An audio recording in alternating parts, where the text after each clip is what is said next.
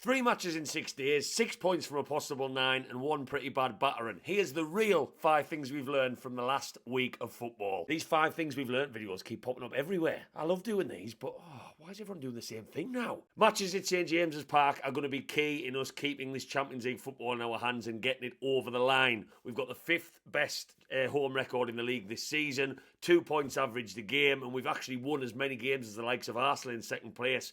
Man United destroyed them. Crystal Palace 3 days later destroyed them, and Ipswich, Chelsea and Everton all to come. Those are the games that are massive, and we have a say in that as well. For me, is the importance of our midfield three. I think Tonali, Bruno and Joe Linton are not only important in us getting Champions League the way they continue performing, but they're the future of this club for at least the next 2 or 3 seasons. When these two don't perform, 3, but mainly it was Bruno and Joe Linton in my opinion against Villa. We don't normally win football matches, and I thought Bruno lost his head on Saturday a little bit as captain, which was frustrating to see. Tonali's been consistent all the way through. We overran Man United as if they weren't there in that midfield area. Crystal Palace, we had too much for them, and I thought all 3 of them played pretty well. And then when they don't show up, we normally don't. They are going to be massive, and in my opinion, one of the best midfield 3 in the Premier League. Next one for me was me trying to get an answer on a question a lot of Newcastle fans have been asking. Is Tino better at left back?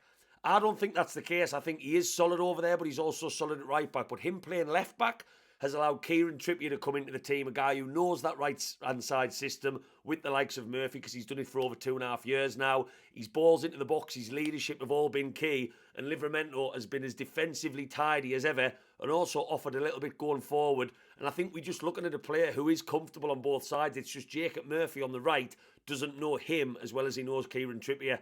Very, very flexible, great footballer to have in your team, and he's only going to keep getting better. Next one for me, and it was always going to be a bit obvious with 3 matches in 6 days. We're just not there yet as a football club, is the options and the squad depth. What I've noticed is every match when big subs have been made by Mad Dog Tyndall, 3 at a time, 2 at a time, they aren't changing the game. This was Aston Villa on Saturday. Kraft, Wilson and Joe Willock, we're not going up a notch, we're actually dropping off a bit, and we did against Palace in the second half. That will come, but that is the difference between the top teams and where we are now. And hopefully PSR can start to slowly go away. And last but not least, I just think Villa was a blip, but a blip alone. We've got Ipswich on Saturday. I do think we're going to get back to it. But what it showed is maybe where we are weak and where we need to improve in terms of teams playing against us and beating our system.